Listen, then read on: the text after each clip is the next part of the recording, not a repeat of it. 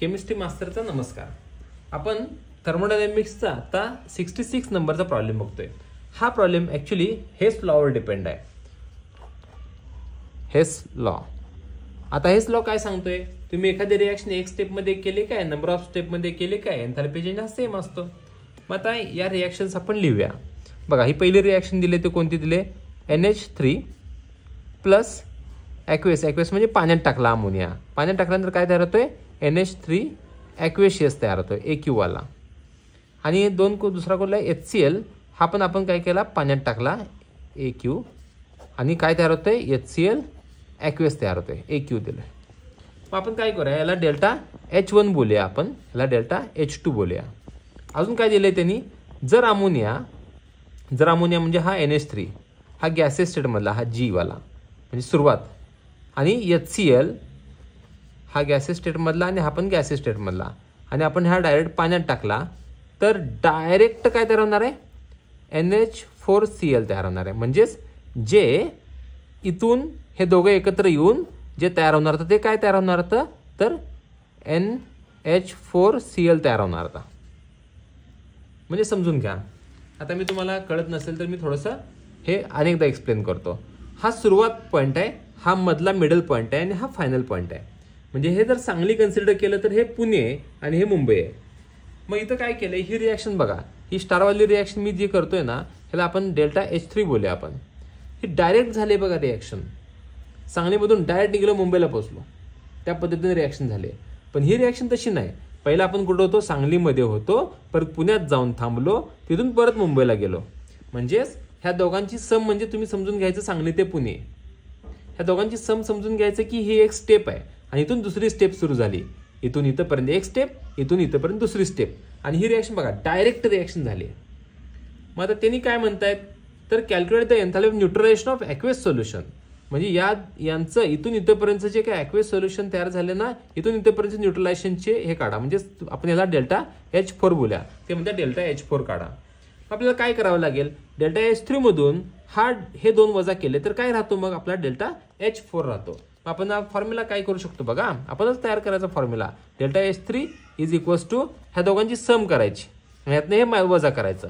मग delta H1 plus delta H2, ह्यातनं काय वजा करूया आपण, सॉरी आपल्याला काय काढायचं, डेल्टा H4 काढायचं आहे.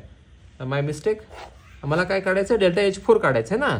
डेल्टा H4 जर काढायचं असेल, हे कॅल्क्युलेट करायचं असेल, तर मला काय करावं लागेल, तर ह्या दोघांची सम वजा करावं लागेल. डेल्टा H3 मधून काय वजा करावं लागेल, डेल्टा H1 आणि डेल्टा H2 वजा करावं लागेल. मग बघा बरं, डेल्टा H4 जर काढायचं असेल तर डेल्टा H3 किती आहे बघा बरं. डेल्टा H3 आपण कुणाला कन्सिडर केलंय, गॅसेस आणि अमोनिया, म्हणजे याला कन्सिडर केलंय -159.9. परत मायनस, आता ह्या दोघांची सम आहे. ह्या दोघांची सम म्हणजे कोणाची सम आहे, तर बघा बरं, हा किती आहे, NH3 वाला. अमोनियावाला किती आहे, अमोनियावाला आहे -35.2, -35.2, आणि हा किती आहे आपला, -72.4. आता ह्यांची दोघांची सम होईल. ह्या दोघांची सम किती येते बघा. आता हा -159.9 आहे, आणि परत ह्या दोघांची सम, आता मायनस मायनस हा प्लस होऊन जाईल. मग हा प्लस किती येतोय, तर बघा 35.2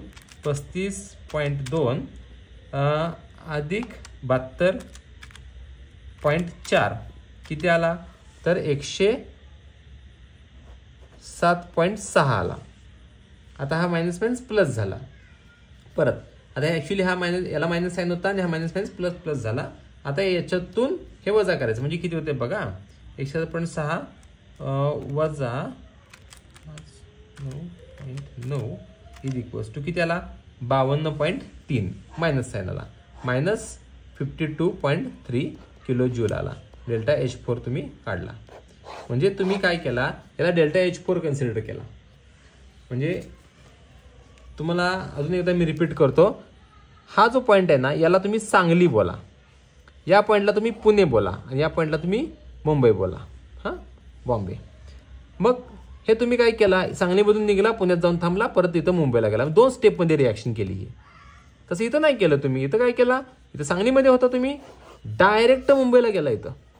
मग तुम्हाला काय कॅल्क्युलेट करायचं तर पुणेपासून मुंबईपर्यंतचा एन्थॅल्पी चेंज कॅल्क्युलेट करायचा असेल तर तुम्हाला काय करावं लागेल, सांगलीपासून डायरेक्ट मुंबईपर्यंतच्या एन्थॅल्पी चेंज मधून हे सांगली ते पुणे वजा करावं लागेल, मग तुम्हाला हे मिळेल. त्याचा आन्सर आला ΔH4 = -52.3 किलो जूल. थँक्यू.